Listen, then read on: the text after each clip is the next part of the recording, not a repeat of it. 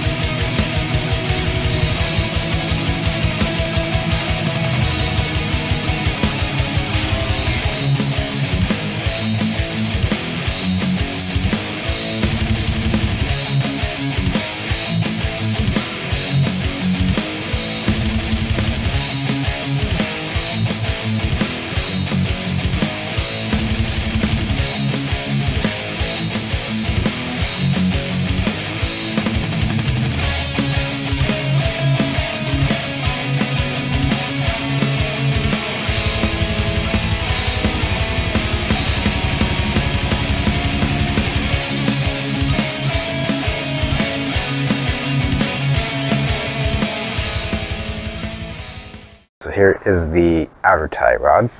There's the axle. There's where we were leaking right there for the axle. So let's go ahead and show you how that looks. So we got it all off. Like I said, I pulled these 2 bolts off. Yeah, this is a little tight, but it's not super tight. If it's really tight, you can go ahead and pull off this retainer pin and move this out. But here's your outer tie rod. This was loosened, just screwed right off. Now we may end up replacing these lowers. These lower control arms were recommended just because of the grease seal was leaking down here a little bit, and then also a little bit of cracking on the bushing. So we're going to see if we're going to actually be replacing these or not. I'm going to give the customer a call. The service advisor just forgot about it. So we may end up doing these, we may not. So I'm just going to hold off and see for now. I'm actually going to pull the other tie rod off camera because it's the exact same as this one. Just don't have to go through all this. It's just a matter of taking off the cotter pin, the nut down here, loosening up the jam nut, tapping this with a hammer right here, and then breaking it free. So I'm gonna go ahead and get that one off camera. All right, so we got okay for the control arms both left and right. So removing them, we're gonna have to take these 2 bolts off right here, one here and one here. You got one nut, one bolt down here that goes through. You don't have to worry about the top. The top is welded in place. So we'll just take that one off. And come around over here, You're gonna have to have the axle out for this part of it. So we already have it out, which is great. You don't have to take it off. You just have to take it out of the spindle and move it out of the way. So you have one nut right here, and then we're gonna go ahead and break this free. You're gonna wanna use some bungees or something to kind of support this from falling out. Or if you really wanted to, you can throw it back in and put one of the bolts in right here. You don't have to tighten it. But definitely you wanna go ahead and at least break that nut off first. You can go ahead and slide it back in here, put the bolt through to hold this in place, and then hammer that to get that out. So let's go ahead and get that. That's probably what I'm gonna end up doing anyways. So let's go ahead and get this lower control arm off.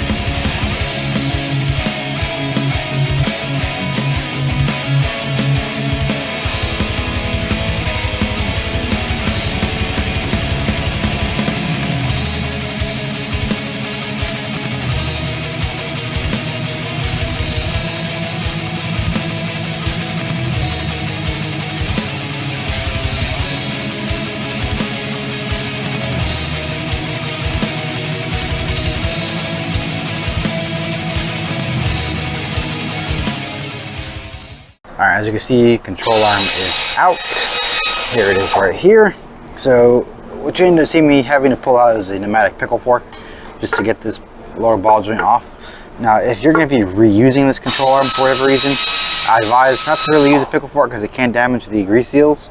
But since I'm replacing this anyways, you know, I just grabbed it out to hurry up and knock it off real quick. So once the new parts come in, we're going to go ahead and throw these back in. I'm going to get the other side removed off camera. So let's go ahead and get the other side off, and then when I get the new parts on, we'll go ahead and throw these on. So the control arm came in for the driver's side. I have the axle and I also have the tie rod. So let's go ahead and get this side reinstalled. I do have the other side off, as you can see, but I don't have that part in just yet. So since we're doing this side on camera anyways, let's go ahead and get this side all the way complete, get the tire on, and then once the part comes in for the passenger side, I'll knock that one out, and then we'll move over to the inner door handle.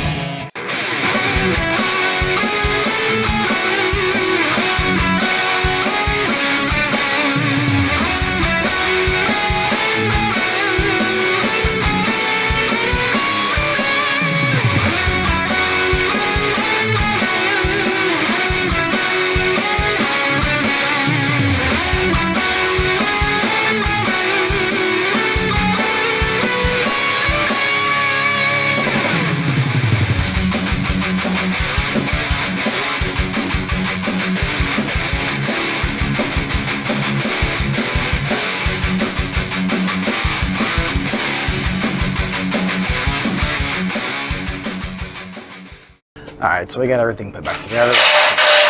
Outer tie rod in, we got the axle in, and then we have the lower control arm. So honestly, I don't have the other side yet. So this side is done.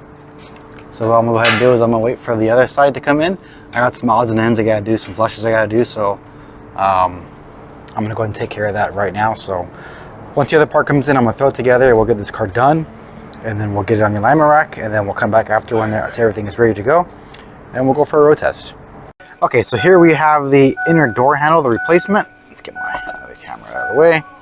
Here is the replacement door handle. So what we're gonna go ahead and do is we're gonna take off this clip or push pin right here.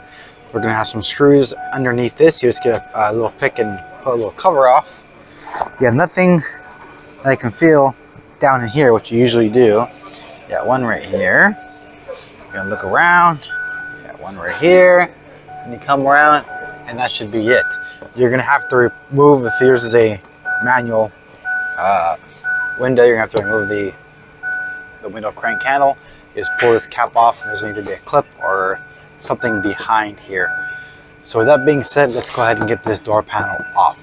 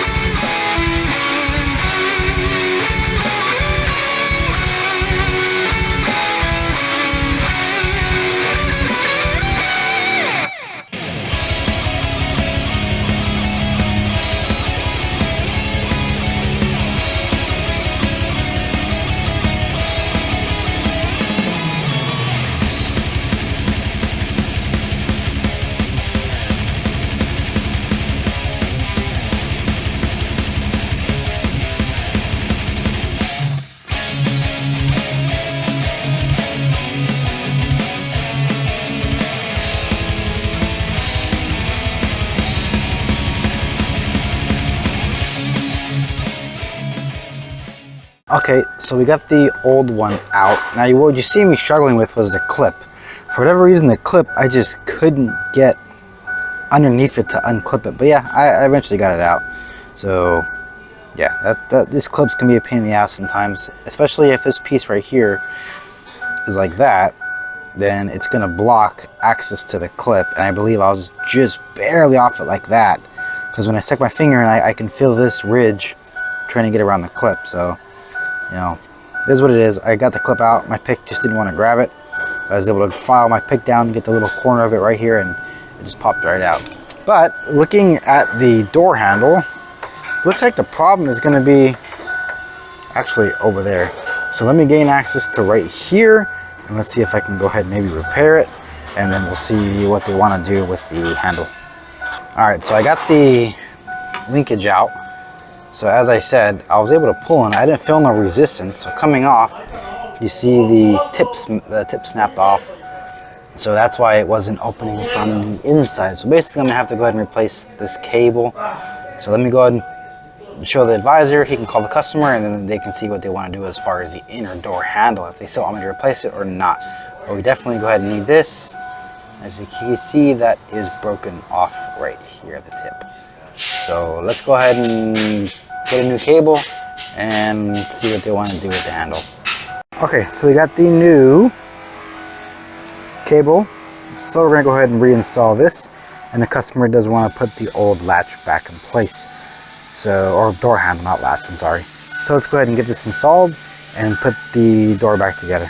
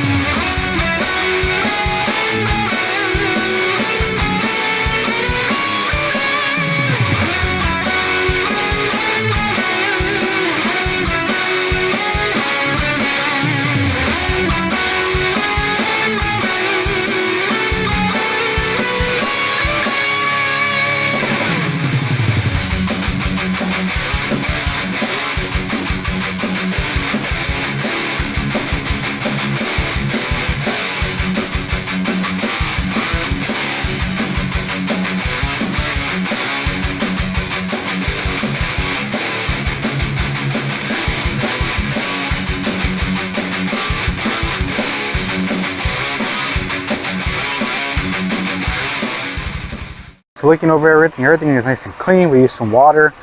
We went a little bit above and beyond. We actually did some WD-40 just to kind of shine these up a little bit. And, you know, she spent a lot of money, so might as well. But yeah, everything is good. Car drives good, handles good. Alignment is like spot on. Like the car just wants to sit with the steering wheel dead ahead. So that's gonna do it for this video. So hope you guys enjoyed. Until next time, you guys have a good one.